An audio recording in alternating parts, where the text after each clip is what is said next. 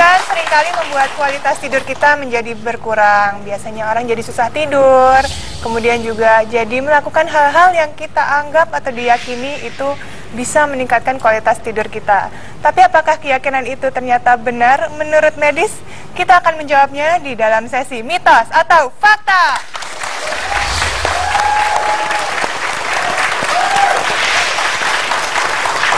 Dan saat ini sudah hadir bersama kita Dr. Andreas. Dr. Andreas akan membantu saya nanti ya, Dok ya. Iya. Dalam menjawab atau menjelaskan pernyataan-pernyataan. Nanti sudah ada Baby Z dan juga penonton dari studio Ibu Dina. Ibu Dina. Oke, nanti Ibu Dina dan Baby Z akan menebak apakah pernyataan ini mitos atau fakta. Oke? Sudah siap? Siap. Siap ya? Siap ya, Bu ya? Siap. Oke, saya bacakan pernyataan yang pertama. Siap ya, Dok ya? Kebutuhan tidur berkurang seiring bertambahnya usia. Mitos atau fakta?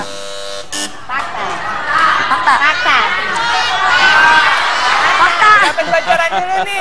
Apa? Baby sih duluan ya tadi ya? Iya, Baby duluan. Oke, apa jawabannya? Aku bilang fakta. Fakta. Iya. Oke.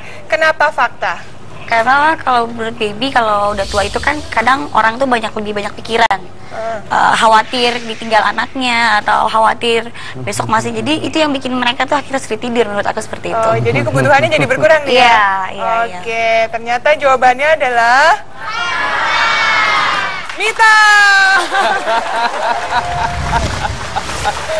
Dr. Andreas mungkin bisa jelaskan dong ke penonton, ke semuanya nih yang sudah menebak fakta tadi.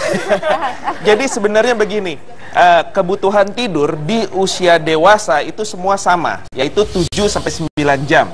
Ya, dengan bertambahnya usia, sayangnya kemampuan untuk tidurnya yang berkurang. Oh, ya, gitu. jadi karena banyak faktor, jam biologis yang sudah mulai menua, jam tidurnya mulai bergeser, tahapan tidurnya juga semakin ringan, sehingga kemampuan tidurnya lah yang berkurang, seolah-olah kebutuhan tidurnya berkurang, padahal tidak. Kemudian juga tahap tidurnya mungkin lebih banyak yang tidur ringan, di mana rasanya belum tidur, masih dengar sekitar, pikiran juga masih loncat sana, loncat sini, tapi orang lain lihatnya sudah tidur. Padahal tidak nyenyak kita istilahnya. Tidak nyenyak, ya. Mungkin bahasa awam tidur-tidur ayam gitu ya. Oke. Baik, kita lanjutkan ke pernyataan kedua nih ya. Oke, sudah siap semuanya? Ya. Oke, minuman beralkohol membantu agar dapat tidur lebih baik. Mitos atau fakta?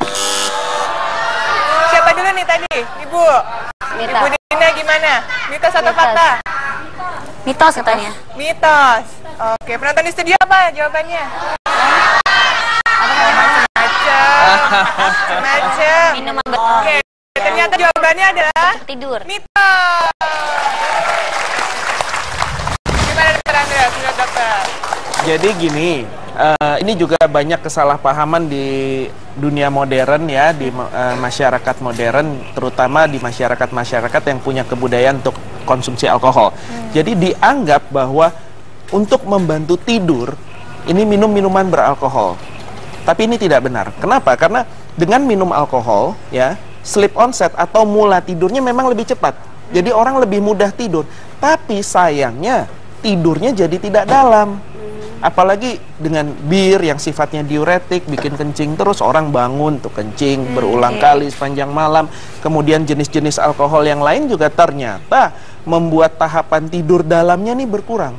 Dan tahapan tidur mimpi juga berkurang, sehingga akibatnya kan kedua tahap tidur inilah yang paling penting untuk regenerasi sel-sel yang rusak, ya, membangun kemampuan otak, ya. Jadi walaupun tidurnya lebih cepat, tapi kualitasnya jauh lebih buruk. Oke, yang ketiga, membayar waktu tidur di hari berikutnya adalah hal yang baik. Mitos atau fakta? Mitos. Mitos. Kalau penonton di studio? Fakta, kebanyakan.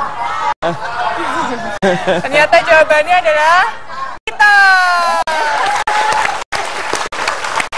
Kenapa dok mitos lagi nih dok? Gini,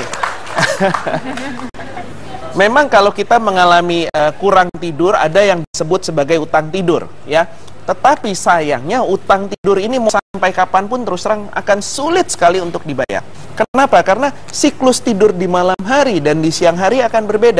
Di mana siklus tidur tahap tidur ringan, sedang, dalam, dan tahap tidur mimpi pada malam hari, satu siklus baru akan tercapai setelah 120 menit. Sedangkan di siang hari hanya dalam waktu 20 menit sudah tercapai. Sehingga seolah-olah kalau kita bangun tidur siang sebentar aja, rasanya udah cukup, udah segar, tapi kan efek regenerasinya, perbaikan sel-selnya itu tidak sebaik di malam hari karena hormon-hormonnya, neurotransmitternya kan tidak dikeluarkan secara sempurna di siang hari. Oke, kalau gitu kita lanjutkan ke pernyataan yang keempat. Berolahraga pada sore hari akan membuat Anda lelah sehingga dapat tidur lebih cepat. Mitos atau fakta? Mitos. Ibu udah semangat banget. Apa sih Ibu jawabannya? Gimana Ibu? Mitos. Mitos. Mitos. Jawabannya adalah mitos. Kita banyak olahraga, sehat badan. Olahraga di malam hari gimana? Di sore hari nih, Dok? Orang banyak lupa bahwa dengan berolahraga, ini kadar adrenalinnya kan naik. Iya, jadi semangat Jadi orangnya. semangat, segar, jadi sulit tidur. Iya. Bukannya tidak boleh sama sekali ya, boleh saja berolahraga, asal jarak selesai olahraga dan tidur itu kira-kira 3 jam.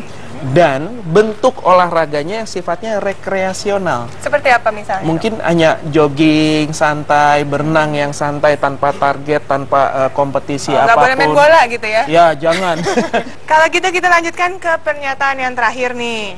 Tidur siang untuk bayi dan balita adalah hal yang penting. Mitos atau fakta?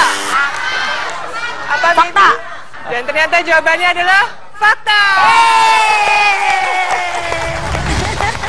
Bener dong akhirnya. Gimana dong? Kenapa Sekali. fakta?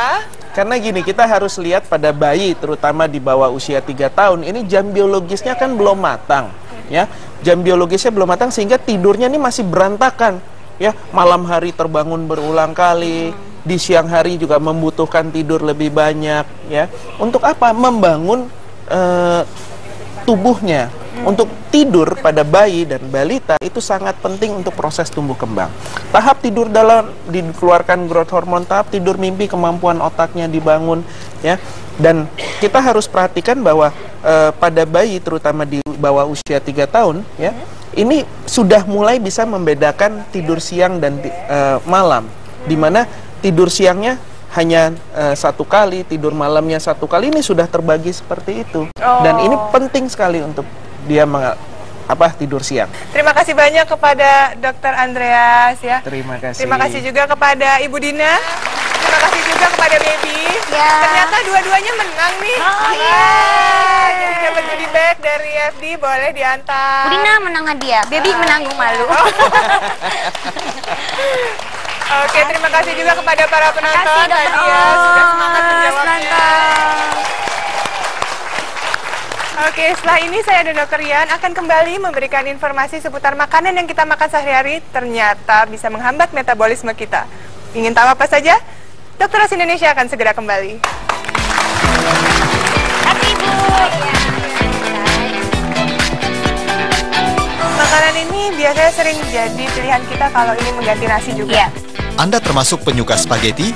Waspadai metabolisme Anda terhambat. Proses metabolisme di dalam tubuh kita sulit dicerna jadinya.